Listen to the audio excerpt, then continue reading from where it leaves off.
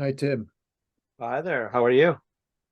Yeah, I'm good. I'm good. I Good. fully had in my mind that it would be on the full hour. So sorry for the delay. It's all good. I apologize. Yeah, it's a little odd that way. It worked out that way. Let me think. Yeah, it's just a little odd because I think it overlapped with some other things and I had to knock a few minutes off the beginning or something, so it didn't fit Right, right. normally. Right. Is it possible? Could I ask you to do me a favor? Yeah, yeah, thank you. You're Yeah. decapitated. It looks a little Okay, zombie okay, okay. scary. Um, Uh, Thank you I just for I just decapitate myself, huh? yeah. Right.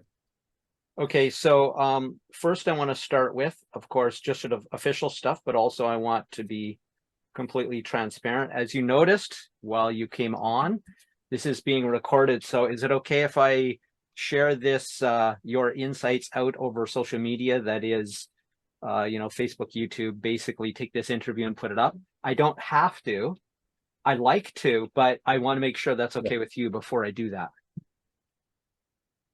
Yeah, Brits-wise, it's okay. It's just that this then will be a live of a broadcasting to the world, huh? Instead of That's right. You're going to be famous. a sorry? I was You're going to be famous now. famous. Maybe a little bit. So yeah, I just wanted to get that out of the way. Like, I mean, I've never had anybody say no, but at the same time, A, it's really important, and B, the main reason I'm doing this is for my education, my knowledge first, right? So that I can understand this space better, this this sector of business better. So if somebody goes, well, no, I just want to have the interview with you, it's like, great. I'm just gonna, ask you the questions and I'll keep a recording for myself, but I'll never record it, right? Because I just want the learning. That's my big priority. Anyway, Right, right. Yeah, sure. so let's start with this. I know a little bit about you, but not that much since we met on Lunch Club.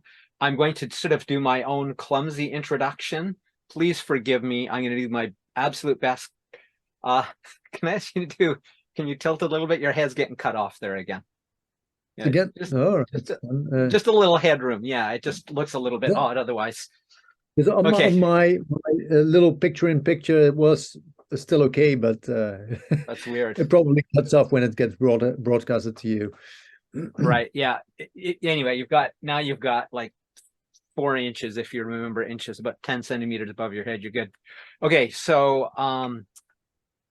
I'm going to do a clumsy introduction, and I would love you to do your own introduction because I want you to have the opportunity to sort of share anything with yourself or about yourself, sort of who you are, what you do, and your relationship to workplace culture transformation and leadership.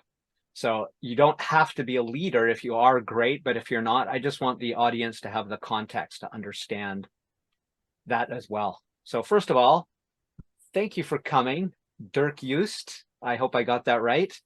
And if I Yeah, recall that's correctly, I know we met on Lunch Club, and if I recall correctly, you are an aerospace engineer. Is that correct? that is correct. That is correct. Absolutely. I remember some things. I don't know much else other than that about you. I believe you're in Germany, but I'm not certain. I am. I am. So I'm Dutch. I'm an aerospace engineer. That's correct. I moved to Germany like 20 years ago. I've been working in the aviation industry for like 20 years, mostly in some larger companies, but also in smaller companies.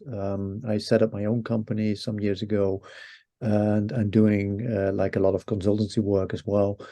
So that's the environment that I'm doing. If you're interested in the workplace differences, that are very different kind of places and work like environments, which I think it's very interesting to see how things are in larger companies, which have like a hierarchical layers of organization, which is totally different than the typical Dutch way, which is more like a very wide organization where everybody can actually talk to each other in a very collegial way, actually. That's interesting. So you got the perspective of the Dutch way of doing things sounds like a more flat organization then. Right, right. And the German one is more hierarchical.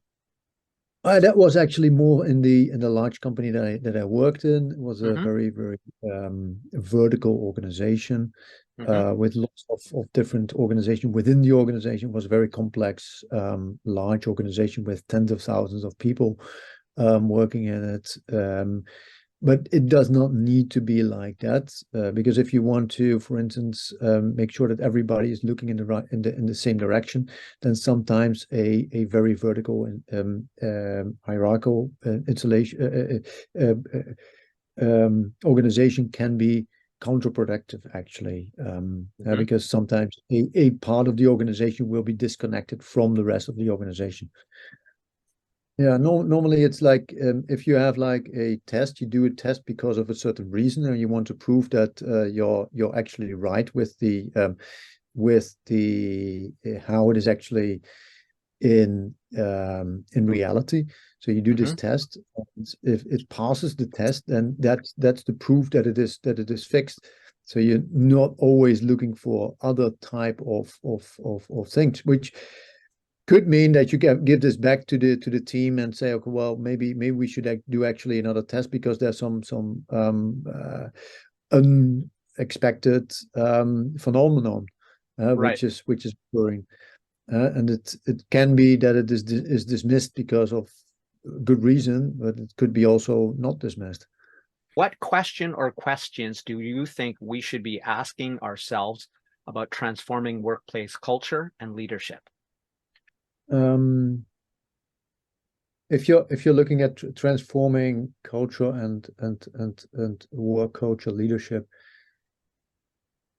it's important, I think, to realize that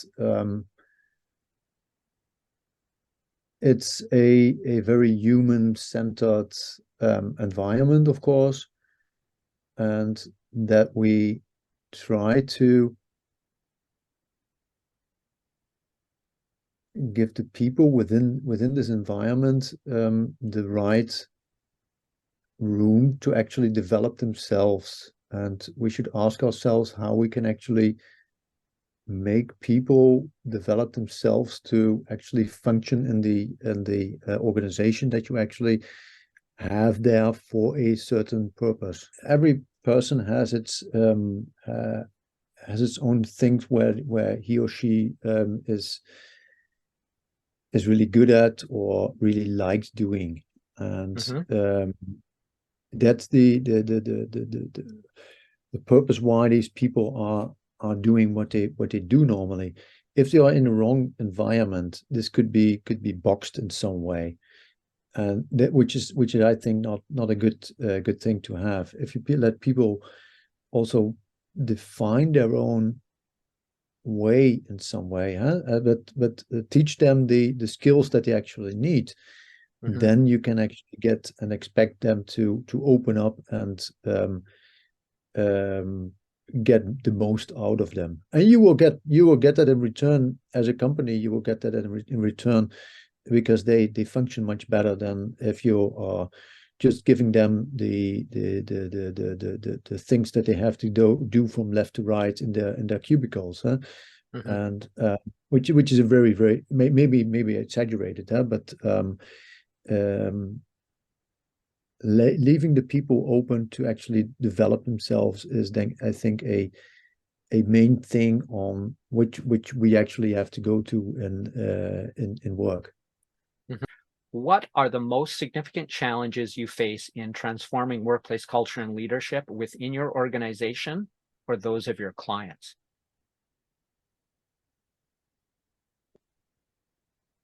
Well, actually, you can change yourself and your own organization, but changing your client is very difficult. Right. I have no idea how to actually pursue in trying to change a client's organization. But Right. if you want to change yourself, Sorry. that's possible, huh? Right. Sorry. So sorry to interrupt, but it's probably because it's such a long, wordy question. I wasn't talking about how you would change your client's organization, though in Yeah. some of my interviewees have addressed that. It's more along the lines of, because I'm interviewing not only leaders, but people who are not necessarily leaders, but work with leaders. So it would be like your observations of leadership and culture change within other organizations for themselves, right? Because you're a leader. You're a leader as well as somebody who could change culture in your own organization, but your observations, the significant challenges you may have seen in a client's organization, you're not interfering, but you've noticed what maybe works and what doesn't work. So that's what I mean, not you changing your clients as such, Right. rather What you your can observations and understanding of other organizations you've worked with, as well as your own. Well, I think that if you're looking at and when you're working with other people, you see and you observe what is going on there, and you have your meetings, and if you're looking at what mostly you see and observe things which you think is not good instead of what is good actually. And if you're looking at internally, what I like is if you can actually actively can receive the feedback from your team, from the organization itself, in order to actually learn yourself from it and learn as an organization how to actually improve. And what I liked, for instance, that was some idea that from my team came, is that to use all kind of methodologies of receiving and creating feedback culture, which I think is helping to actually improve how teams work, how organizations can work, and to make yourself a better.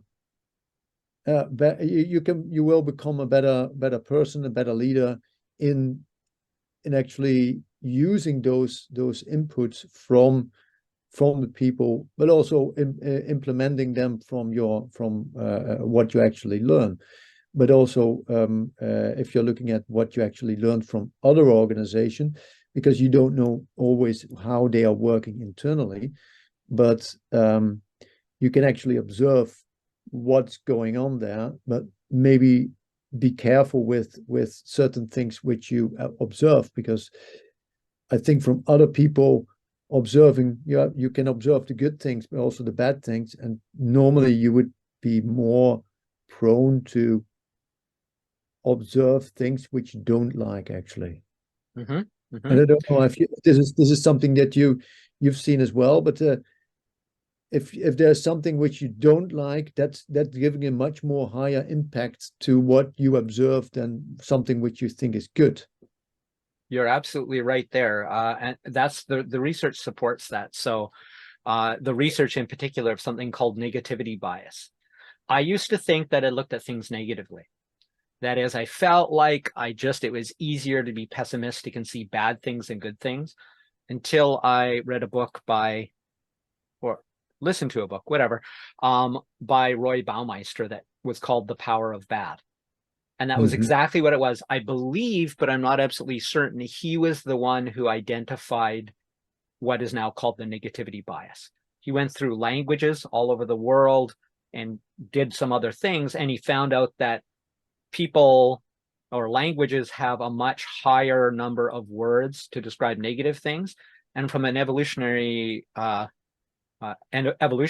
of view, it makes sense, right? If you hear something that you think might be a wild animal outside, the optimists cave people got eaten by the sound that they assumed was friendly.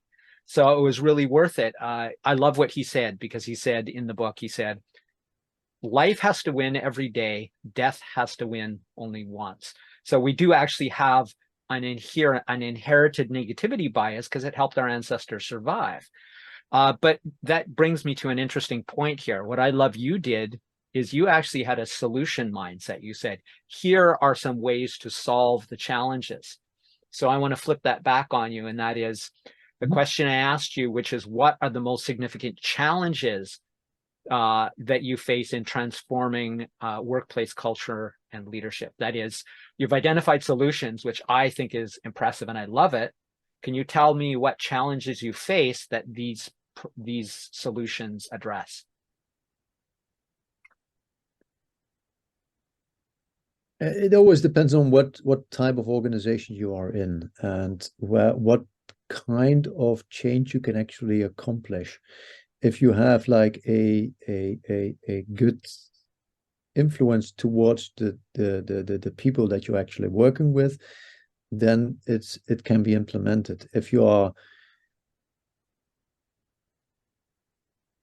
in if you're looking at larger organizations, sometimes they have a culture which is set. If you want to change this from a smaller, if you're for instance you have a department or something. If you want to change your department, you can change your department, but you can improve your department, but you cannot improve the whole company. So that's one of the challenges that you have, is to see that you're always influenced by the surrounding, and the people are influenced by the surroundings. So changing culture is something which is a quite a long-term activities. It's not something that you can actually do from today to tomorrow. It's something that you actually have to work on over and over again over years, probably. And if this is within a large organization which has a bad company culture, it can happen that you actually will not be able to succeed in that. So if it's in a company where you have like more influence and using these kind of methods to actually establish it, you will succeed. So it's a bit different in the way that you can actually do that. It depends on what kind of influence you can actually establish in that organization. It's not so black and white actually, because even in aerospace there is a lot of checks in the whole engineering process, in the whole certification process, that there is still a possibility to just have a complete strange organization and still make good products in the end. It's just that it will not be as efficient. And if you have like a large organization in aerospace, it can be that the organization or the sub-organization become a so powerful entity with not always the same interest as the company has. And that will be then, so for instance, some sub-organizations are powerful because they have a lot of people in it, and not because of the value that they bring, for instance, to the product or to the company itself. And that's a strange situation, because then these organizations tend to not become more valuable to the company, but more like having their value is an existence of creating a larger organization, which sounds like absurd, and it is absurd actually, but it's things that sometimes can happen. I agree, right? Good results sort of speak for themselves, but it seems to be that a good culture is indicative of better or faster results, because you can have a terrible culture and still wind up with great results, but it's more likely to happen in the case of good culture fosters good results, or at least fosters them faster and more efficiently. Absolutely, absolutely. And change is inevitable. You have to change, and everybody has to change. And change will go faster and faster, especially with all the tools that we have right now and the AIs which are popping up everywhere, actually, with all Yes. kinds of things. And so if you're not able to change, you will cease to exist in this world. You will not have a purpose in the future. Hmm. So we just have to get faster and faster, and there is no job in the world that will not be affected by things like AI. Hmm. It's enormous, huh? Since when are we using what is it again? A Grammarly or something, huh? Which is the first AI that everybody's been using, but now ChatGPT and all things, huh? Right. Could you describe a recent situation where you felt that your leadership team or your client's leadership team could have benefited from additional training or guidance in culture building, leadership, or both?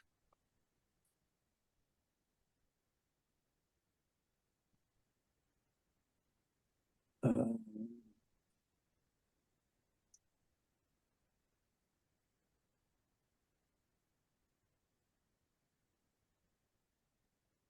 I think that's something which was a long time ago where I'm just thinking about what situation should I just take, huh? Because there are,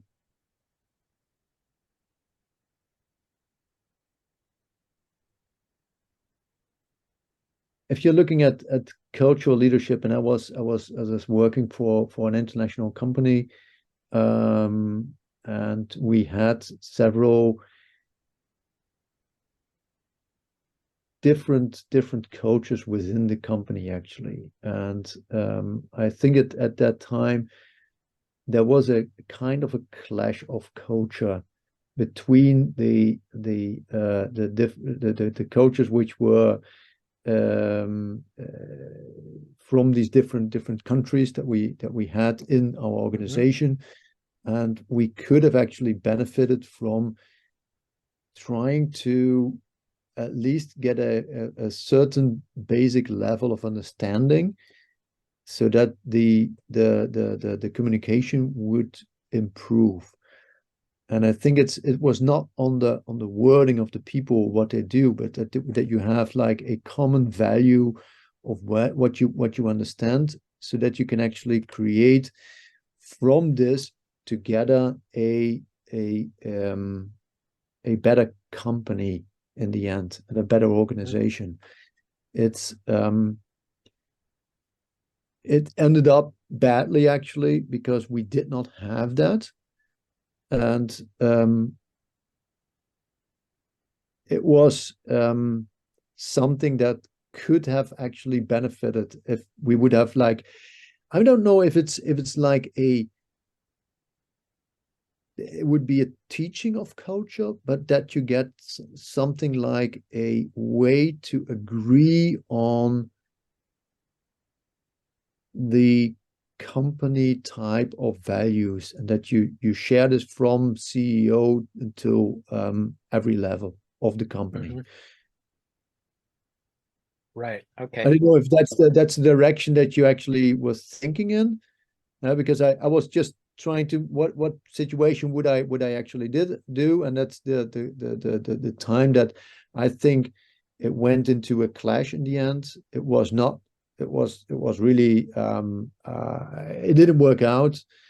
Um, and I think it could help, actually, if you make sure that you have everybody on the same line. Right. When I had my own company, I established actually a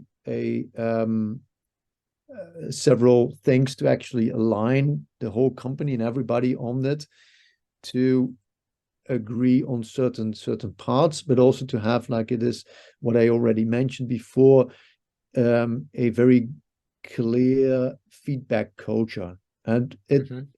I made a lot of mistakes in there, which, if I hadn't have this feedback culture, I wouldn't have established that, it would not have worked out.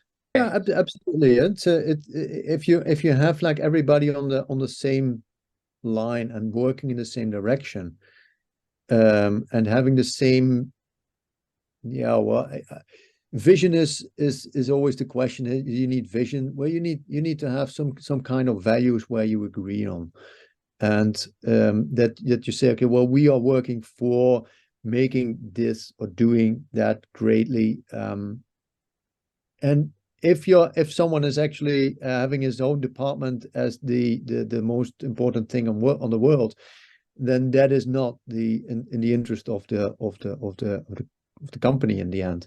And that should not be in the vision of the leadership of the company, to actually have a organization taking its own direction, which is maybe not in line with the company's. What specific outcomes would you hope to achieve through training in leadership and culture building? Well, actually, if you're what I already mentioned before is that culture building is not a silo where someone is actually in there on its own. It's something that you need to do together with other people, and that's the only way of creating something which you know that your peers in the company are also agreeing on. So it's something that if you do some training to improve the culture of your company, then you'll need to do this probably in workshops, in other ways, or even have something like if you're in a department or something, what you could do is maybe have like someone who is actually facilitating some of the activities which are needed to actually establish part of the culture, which is sometimes it could be something like simple, that you have like a facilitator for certain things to learn about it on the job, which is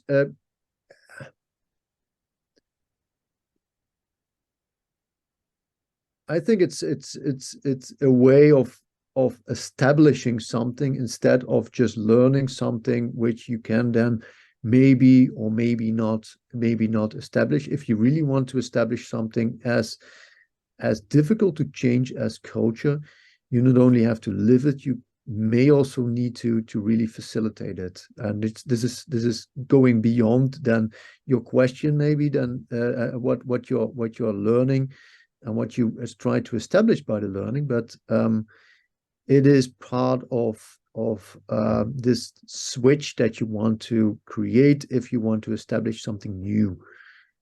Everybody's been in trainings that you are in a certain drive within the training. Training takes a couple of days, and you have the impression, well, this is really good and really good insights. And if you're then scoring the training, you give it a maybe 8 out of 8 or something, maximum score. But when you then come back into the working culture, then it sometimes just stops because, well, you learned all that, but it's not part of the reality in the actual organization. So establishing something and facilitating within the organization, which may, it's also something which is not easily done. But if you have like a facilitator which comes into a certain meeting for once per week or something, for a certain part of the meeting or whatever, it could be that that is not really more expensive actually in the end. Because it's the things that you want to establish, and if you achieve that, it's much more valuable to the organization than everybody comes out of the training and is saying hooray, and then in the organization nothing has changed anywhere. I mean, bottom line is, whether it's a word or a principle or a practice, if you can't use it or you don't use it, it's useless. Absolutely. Okay.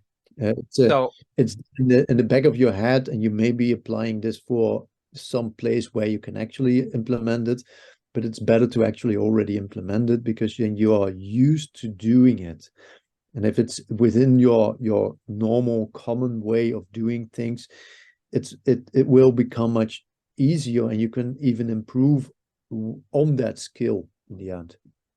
Like thinking about change and change culture, maybe it's a myth, but I heard this story about it was coming from the semiconductor industry, where actually Japanese company Nikon and ASML in the Netherlands, they were competing, and they had like both. They had a different technology that they actually were working on, and actually Nikon was way before and ahead of ASML, and ASML was doing this other technology, and then at the time the leadership just looked themselves in the eyes and said, well, is this actually the right way to go? And they said, no, this is not. We think that's we're doing the wrong thing. And from one day to the other, they said, okay, well, we want to change it, and we want to go into the same type of direction as Nikon is actually doing. And they did. And from one day to the other, they actually changed from one technology to the other technology. And they did this so fast that they came out ahead of Nikon, and established the world leadership in semiconductor wafer machinery that they have actually today. So amazing. and they said, okay, well, actually everybody was talking about how to actually implement this new technology, and everybody was at the coffee machine discussing cross level between different disciplinaries to actually see, okay, well, how can we actually do this? And maybe it's a myth, but they actually established a being having a setback from the leader of the semiconductor at that time, Nikon, but it became actually an advantage in the end by doing culture in a way that you can actually have everybody on the same path and thinking about what is the right direction to actually establish this new type of technology. Love it. So the next one is, in your opinion, what are the key skills and competencies that leaders should possess to create a thriving organizational culture? What I think is important is that an organization needs a purpose. But that's not an organization. That's something which is principally it's important to have that. What I think in leadership, it's needed to actually be able to listen to the people.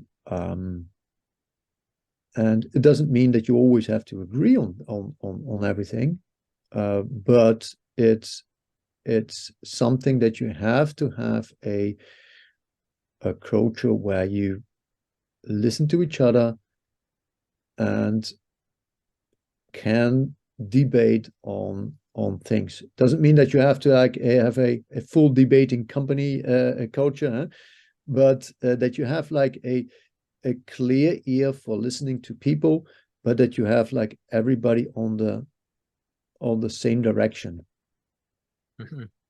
That's the key thing that is needed. If there's one thing to actually to have, then I would take that one. You can have a lot of debating on if it's the right direction, but if it's agreed, or if it's decided, it must be able to actually have everybody in this new direction. Yes, exactly.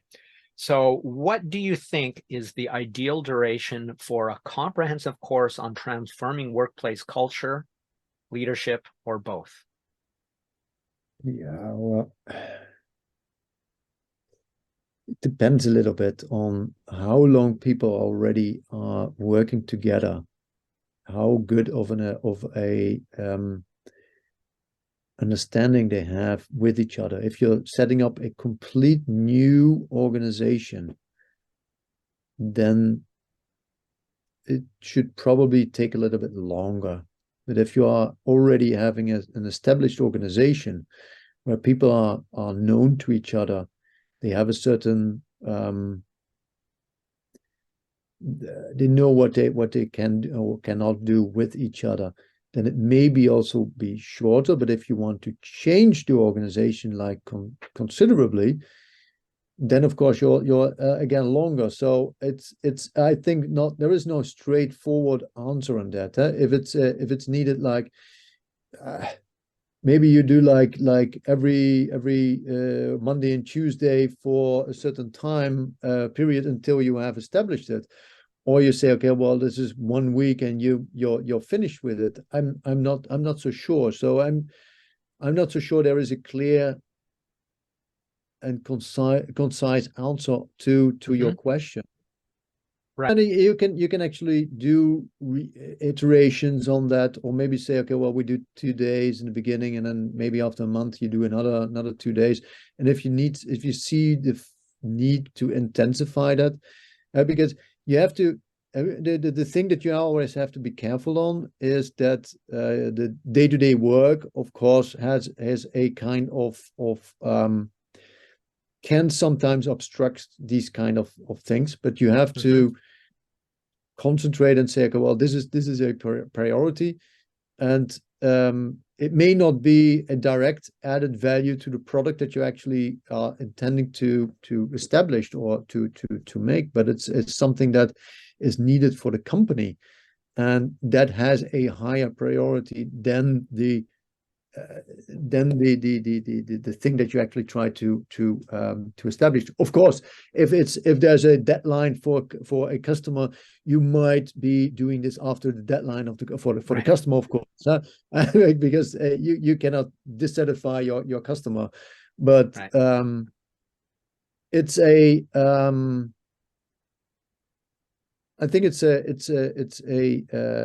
thing that you do for the company, and as a CEO, you should be really knowing to establish this for all those for your whole organization, and it needs to have a kind of priority, and it shouldn't take all time, of course, because otherwise you're just talking about it. And but it should be, you should be able to actually do it right. And if you do it half, it's like the 90% that you already mentioned, then it's going to fail. And you don't want to spend a lot of time, because these are things which are costing a lot of money.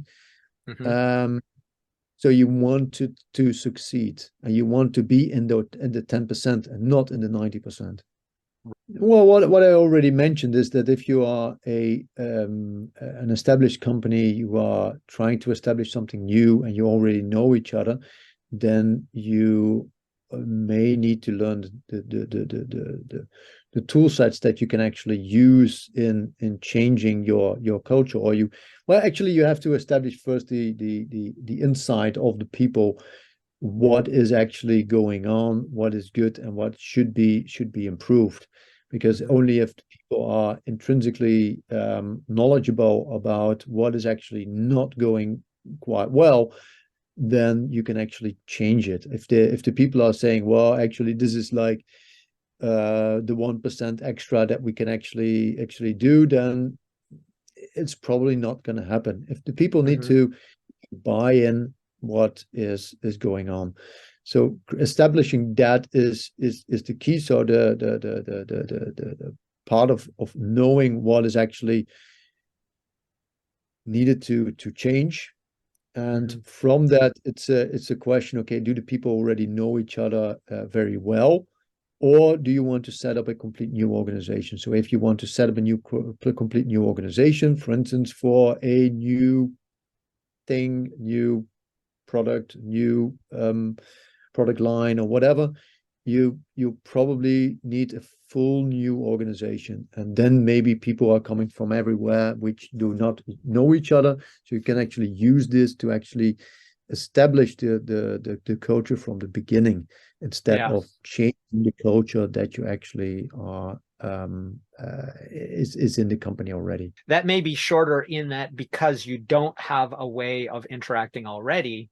You go, okay, here's the rules we play by, or here's the company or organization we're going to be, so that by doing that, you're not having to break habits or face resistance to change. It's like that hasn't how I did it for the last 20 years. That may be harder than simply saying, okay, we're getting you all together as a new organization or a new department. Here's the way it will be done in this department or this organization. So it might be easier just to start with a good culture rather than to fix a broken one. Yeah, I think you're actually right, and to change something is harder than to establish it from the beginning. On the other hand, if you're trying to set up a new product line or something, a new kind of department or whatever, you're actually taking probably the people from the old organization already. So you already have like a kind of bias within those people about the culture. So it made both have a change in it. If you're setting up a complete new company, then you can establish it from the beginning. Right. Yeah. So which formats or delivery methods would be most effective considering your schedule and learning preferences? Well, I think that if you're talking about culture, and if you're talking about changing how people are working, you first have to make sure they are not within the normal way of work of the company. That's the basic, because if you're distracted by daily work, that's not going to help.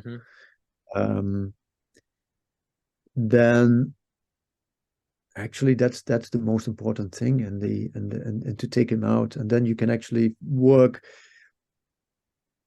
in a external. If you're going to a hotel or something, you can actually do that over there in a conference area or something like that. You can do it like that. It's sometimes you can use like monasteries for doing things like that as well. Interesting idea. You're hiring a part of a monastery to actually housing all the people, everything is facilitated over there, but as you come together and do your seminars to actually establish this new way of working, which is really about concentrating on to think about what is actually important, and not be distracted by the spa or whatever is in this hotel or something. It's or the bar at the end. Right. It's so you're really talking in that context. So you're saying mainly like an offsite. Yeah, that is I think away from work, so that you're not distracted by work. Absolutely. Yeah. Okay. I think that's the important thing, that you're not being distracted by anything, because you have to concentrate on the main thing, and that's in that direction, the company or the company culture for that area that you're actually trying to establish. Right.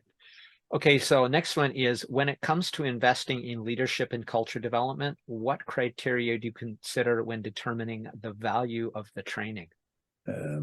I think that if you're trying to create the biggest value from the training, it needs to attach somewhere to the reality of your daily life, and to see what are the ways that you can actually do the change, but also measure in the end the change that you actually established. And within this, you could actually, within this training, you can actually build those things. So then you would have the tool set, but you also have like the ways to measure the change that you actually established in the end. Because you can actually say, well, okay, they call in Germany Friede, Freude, Eierkuchen. And on the end, everything is good, and everybody goes home established with a good feeling. But if you don't know what is actually going to change and what is the tool sets that you're getting, you don't know how to measure it, or then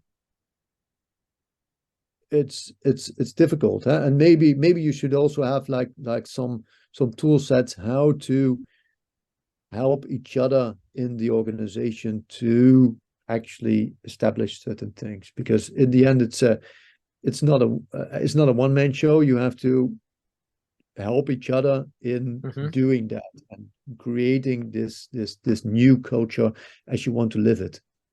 Right. And that's what I also meant before, is that you have to first think about the organization as it is right now, and what is the status quo and what is good or bad of the status quo. Otherwise, you're not knowing what you actually want to establish or what you want to change. Maybe someone has this idea of how to change it, but it should be a collective kind of revelation to say, oh, well, actually we all want that change, and we all want to go in that direction, because we see that there is a benefit out of it. Well, and that's backed by the research too, what you just said, because absolutely anything that causes especially significant and broad change, if they are not involved in the creation of that change, they're not invested in it, and they go, well, it was just, some random consultants or whatever. But having them be part of the process of creating the change is one of the best ways to create organizational change. It's like, let's together create actual actionable insights as to how we can make that happen. Right. Yeah. I remember was a week of workshops that we had, and there were it was in a very large organization. We had like 100 people at actually that workshop. We established actually what is the problem. How can we actually resolve this? How can we actually change that? Which was, we thought we were on the right path. And then at that time there was I think it was a senior vice president, or the C something of the company. He came in, and they two people went into a room. They said, okay, well, this is how we want to do it, and we were all like totally interesting, because it was directly in the opposite way of, we actually just had a 5-day workshop with 100 people on to what we actually wanted to establish. It was the most terrible experience that I ever had, is that leadership came in, decided on a fully different path, and everybody was bashed like, okay, this is interesting, but not in a positive way.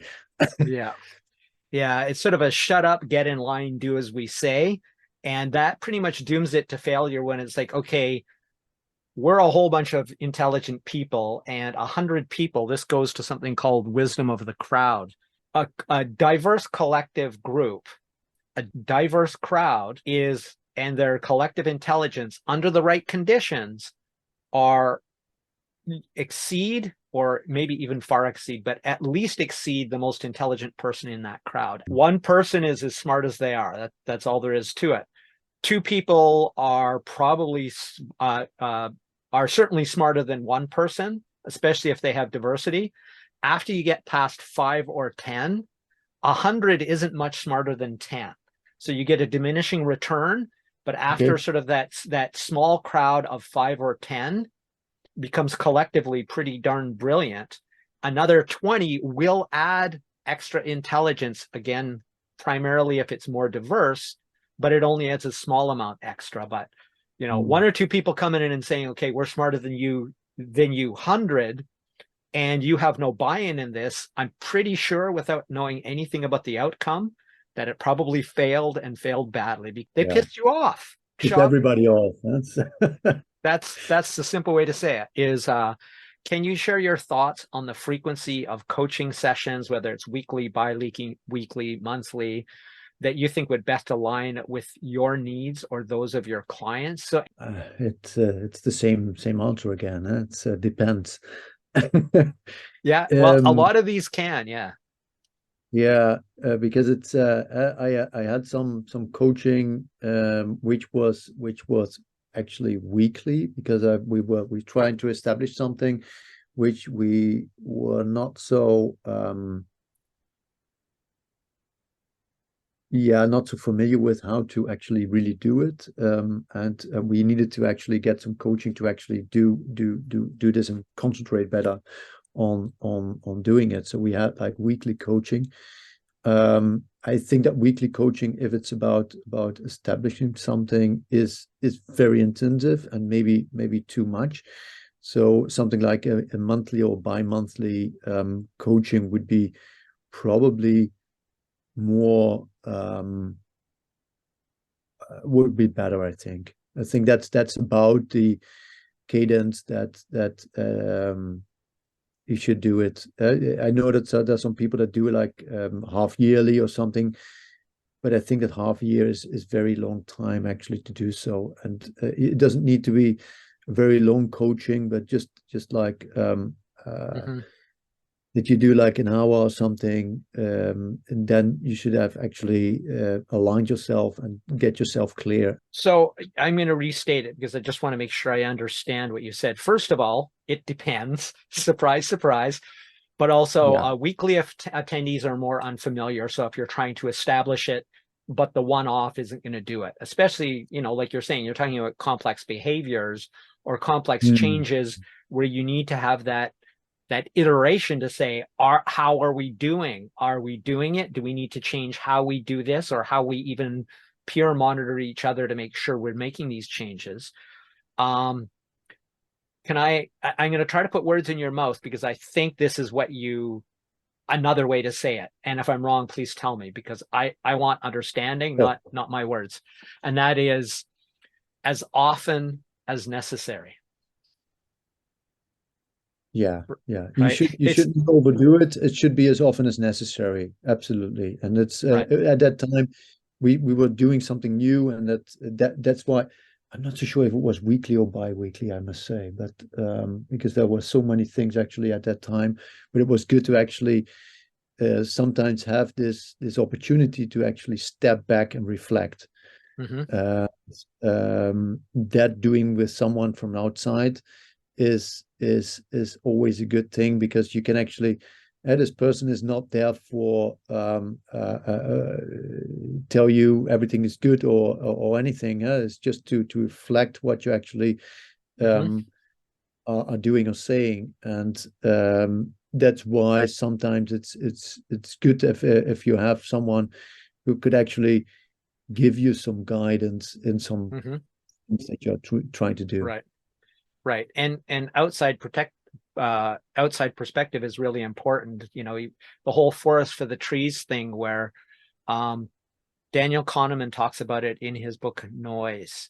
And he talks about, you can kind of do, it's actually got an overly complex word for it. It's called dialectical bootstrapping.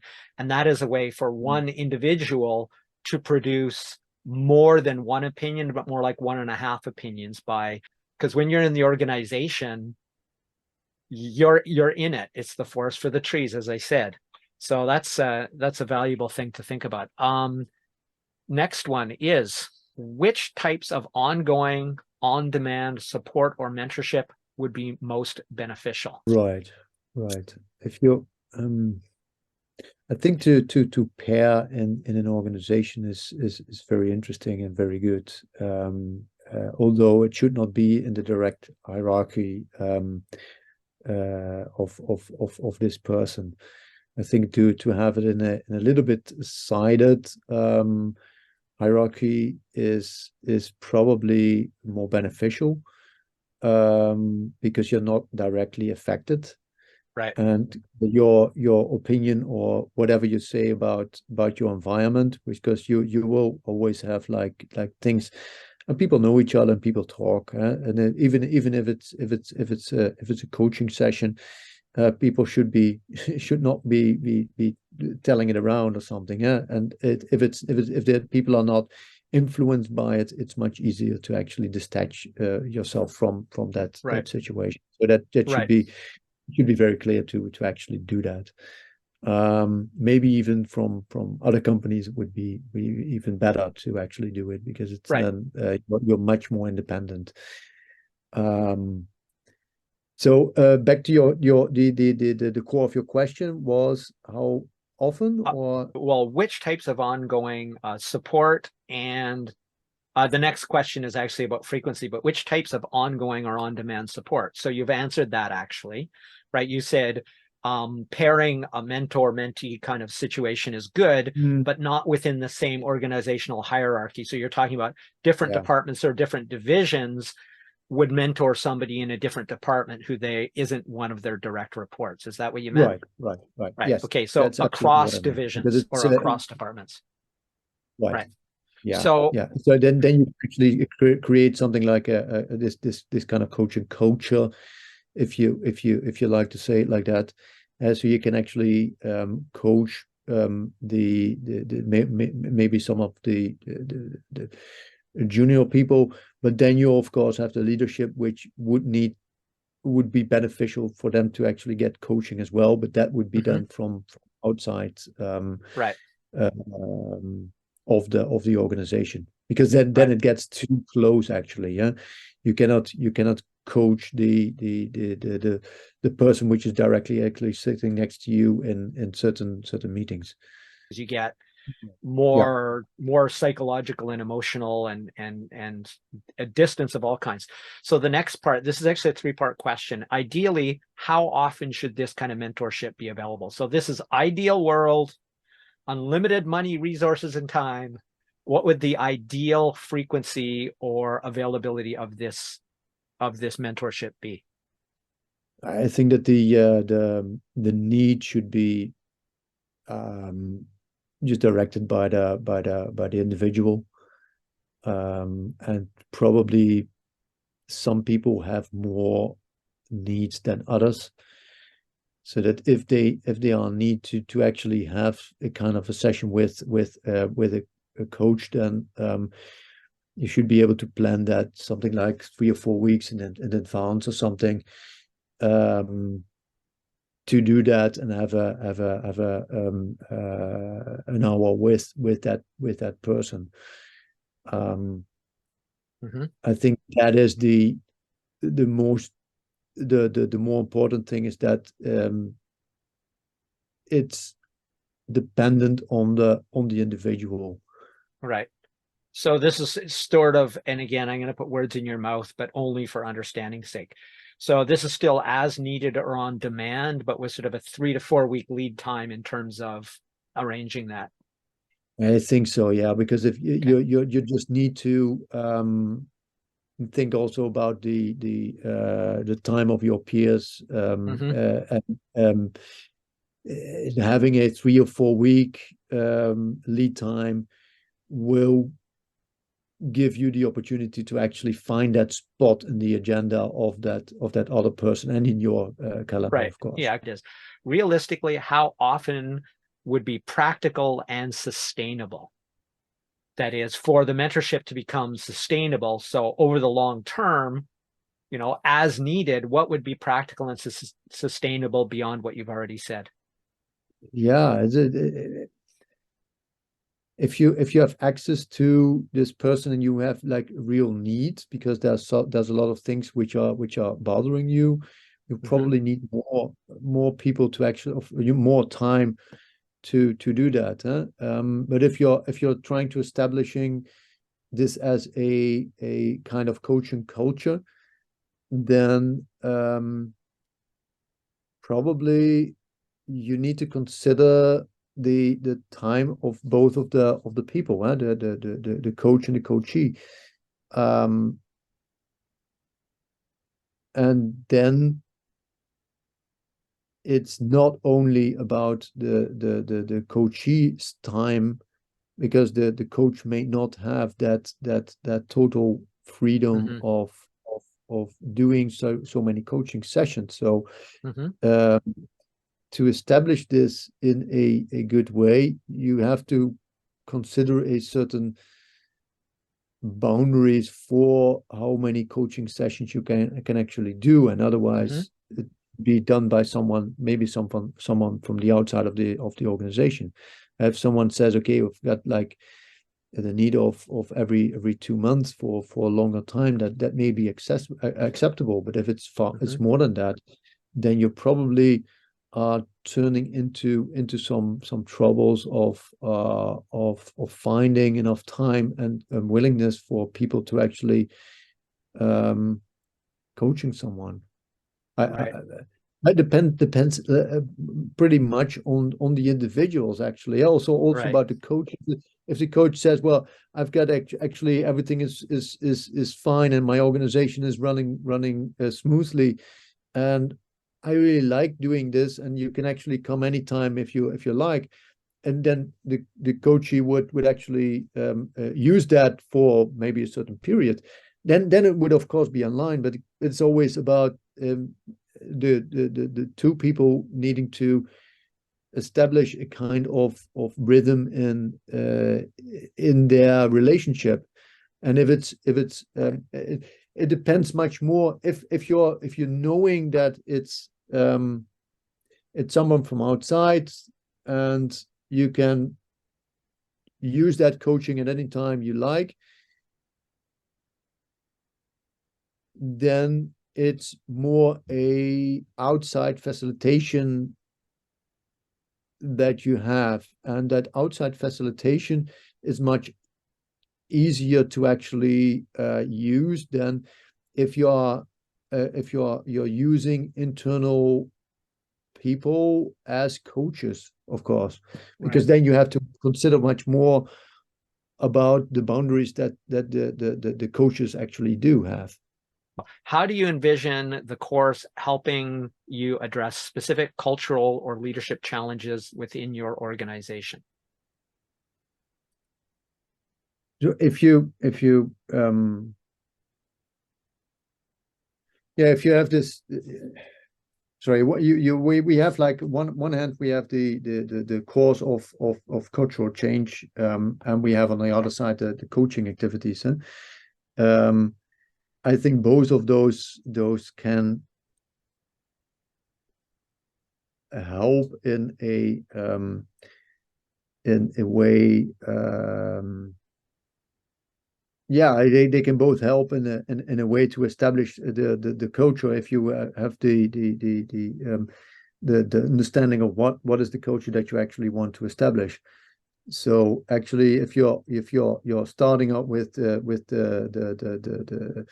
the cultural change course, and then using coaching to actually see and reflect the activities which you the core values you actually got from the beginning course, then you can actually probably use that to establish a culture easily, if these coaches are aware about what is actually in those cultural changes. Right. Okay. Next one is considering the potential impact on your organization, what pricing model this is, whether it's a one-time payment, monthly, quarterly, semi-annually, yearly subscription, would you find most appealing to apply to the training we've talked about? I think that you need to price the initial sessions just as a basic basic price. And if you're doing coaching, then this could be a subscription base, as you mentioned. That would be, I think pretty good, actually, that when needed, the coaches would just reach out and say, okay, well, I need some coaching. If you're facilitating this as an external, and then either you do it by a subscription fee where you say, okay, well, this is just a certain amount per month, or you do it by saying, okay, well, actually, we just do it by anyone can reach out to me, and it will cost X per hour or something. Okay. So Which, the difference being either an ongoing subscription or sort of a charge on demand or charge as needed. right. Okay. So if you're doing it really, like, it depends a little bit on the amount of people that potentially could reach out, and that they know exactly that they can reach out to you to actually do a coaching session. And I think it's probably something that you'll get some experience in, how much people really need it. And Right. it's probably that in the beginning they say, oh, well, okay, I can get some coaching. So you do a little bit more often and more frequently sessions.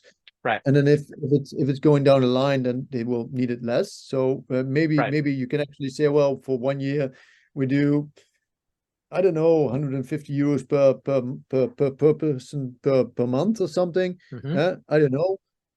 Which in the end is that you do like 3 or 4 sessions in the beginning, but then you have like a gap of like 4 months in the end, or maybe 2 times 4 months, which would then level out a little bit so that you can actually get a good costs.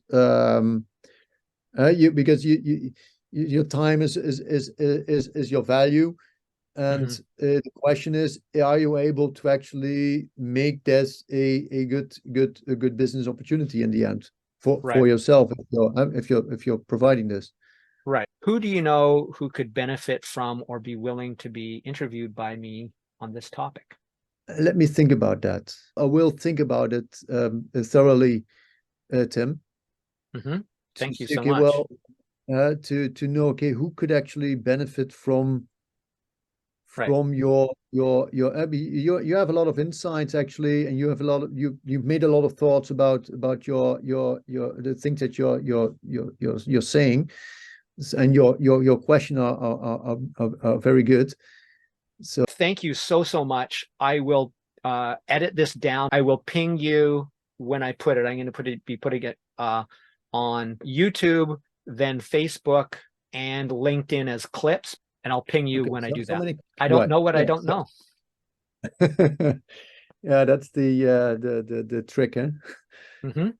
So thank you so much. I have to go immediately.